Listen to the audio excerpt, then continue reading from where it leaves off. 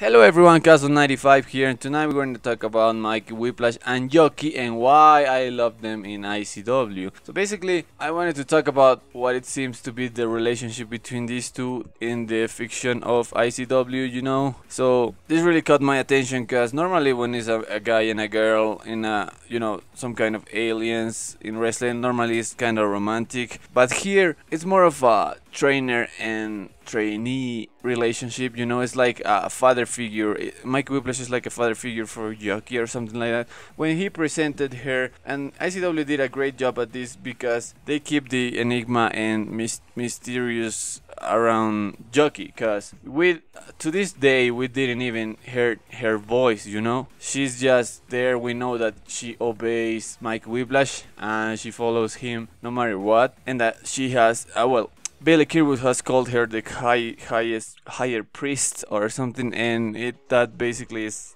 I think it has to do with the legend of a woman that became the Pope at some point. So that's kind of the worst thing that you could do to the Pope's religion, I guess. And also, she has kind of a superpowers of Voodoo Queen and something like that. The first time she hypnotized Chris Renfrew and then kicked him in the balls because she distracted him with her powers and shaking her fingers in front of him. So that was cool. And also, what I liked a lot was at the end of the King of Insanity match, we saw Mike Whiplash carrying Jokey in his arms, throughout the ramp and into the stage, so it was pretty cool. So I think Jokey has overcome the status of a simple follower, because if you compare this kind of stables, which the leader is kind of a prophet or someone that his people follow, not only because they share their beliefs and they think that it's a great opportunity, but because their followers actually idolize him and see him as the biggest thing, kind of like what Trevor Lee is doing or what James Storm used to do with the Revolution, remember that? But normally they are just followers, they are just tools for his master to use them. But with Jokey we can see that